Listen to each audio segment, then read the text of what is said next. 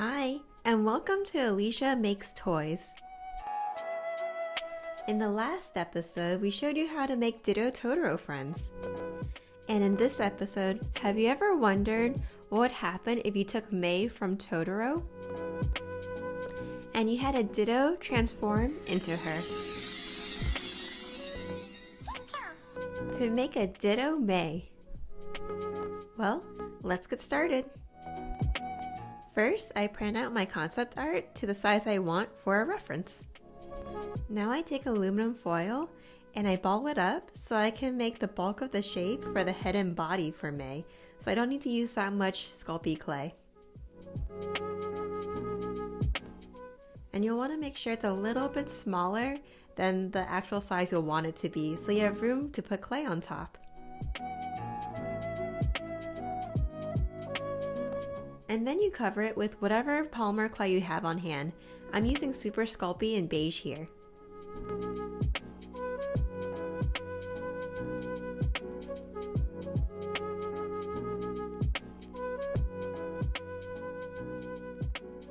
Alright, looking good.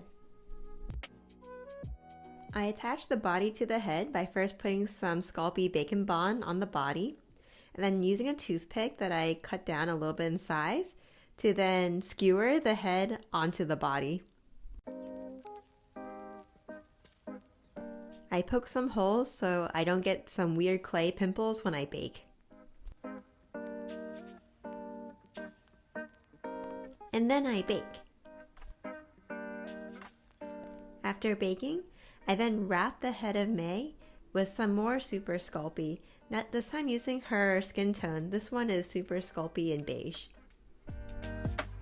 And just add more clay until it's the size you want and smooth it out.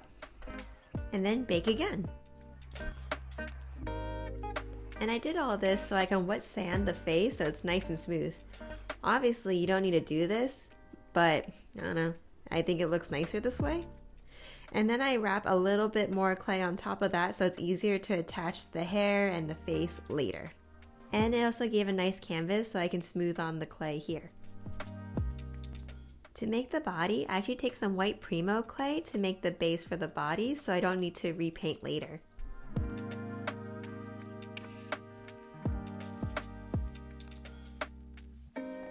To make the sleeves, I take some white balls of white Primo clay and roll it out a little bit so it's a little bit more teardrop shaped, and then roughly attach. To form her shirt collars, I take some small rectangles I cut out, and then I just kind of shape it out a little bit more using a knife and then using my fingers to blend that in. And then roughly attach the shirt collars.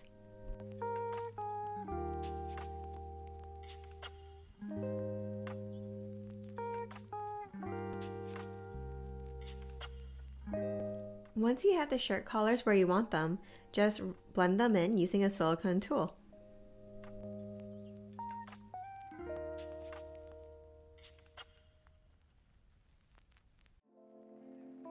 To make the ears, I take some Super Sculpey in beige. I then put some cling wrap on top. I see bakers do it and it works really well when you want to use like cookie cutters to cut out shapes you want. It creates a cleaner cut and a nice round edge. To make the ears easier to attach, I blend in one side and then roughly attach the ears onto the figurine. And then blend it in.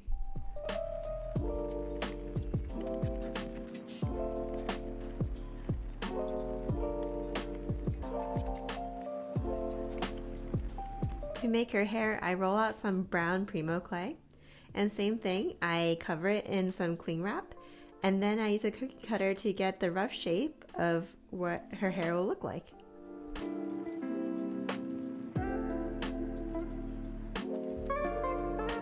And then attach it onto her head.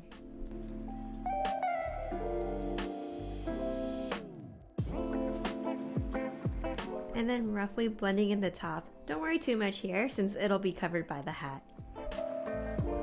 I blend in the edges of the hairline using the silicone tool.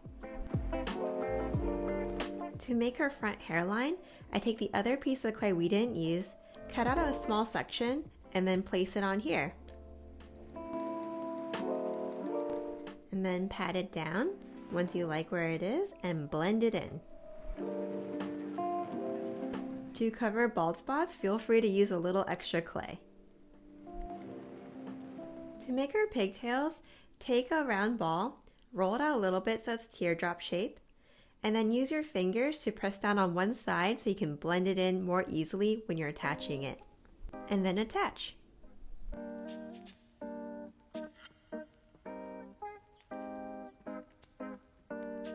And blend in. To define the hair, I pinched the clay until it's roughly the shape I want. Then I added more definition by adding small teardrop size clay to what I have here.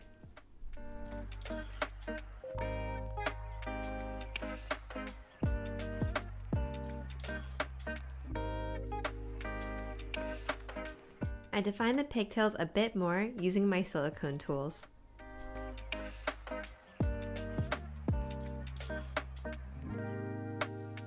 To make her bangs, I roll out small snakes of clay and attach them to her head.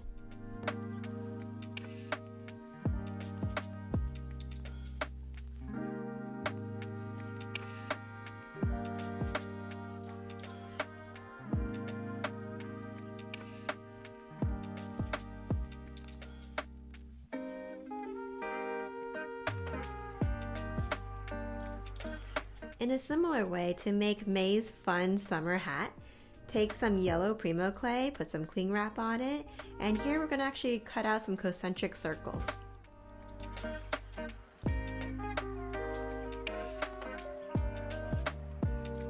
And place it on her head.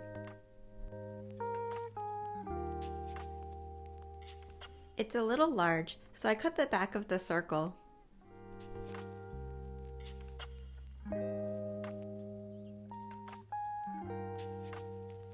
And attach the ends.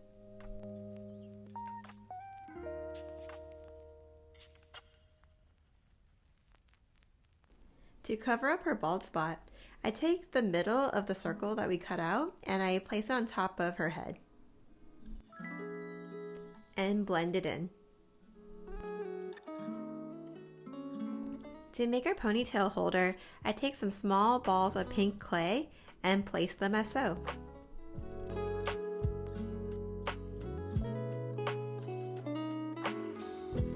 To make her hands, I roll out some super sculpey and beige until it's around the size I want it to be. Then I cut it in half so that both hands are the same size, and cut it again to make sure they're exactly the same size. I then attach it to her sleeves.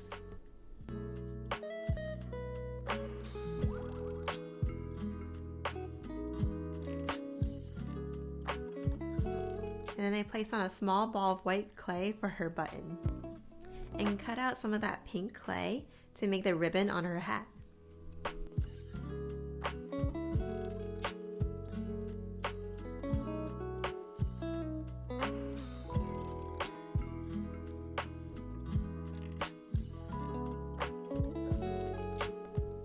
Now let's bring the character to life. Place some small black balls of clay for her eyes. And then I extruded at the smallest setting a snake of black clay for her mouth. And then just keep moving it around until it's the shape you want, and then press down when you're happy with what you have. Afterwards, I use some peachy pink chalk pastels to blush her cheeks.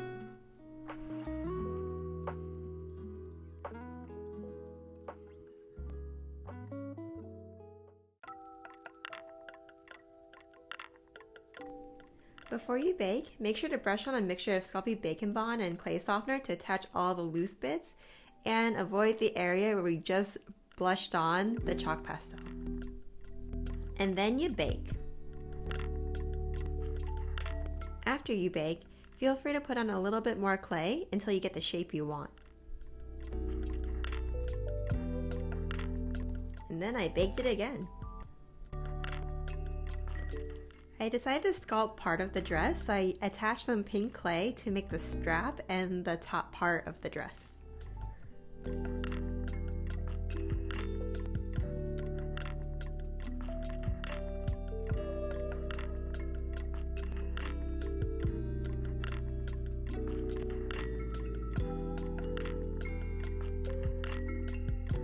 I blend in the bottom portion so it'll be a pretty seamless transition for when I paint the rest of the dress.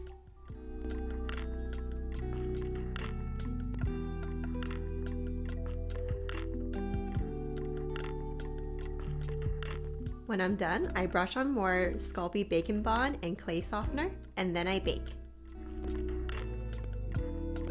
I wet sand the dress and the hat so it's nice and smooth.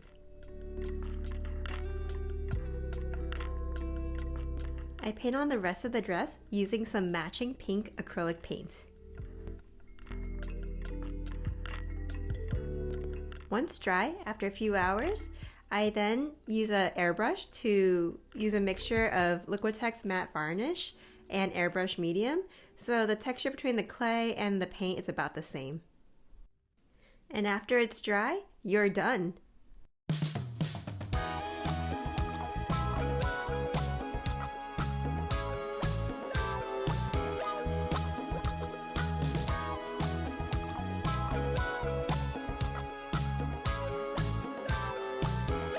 If you liked what you see, please give it a like and subscribe to watch more videos like this. Thank you.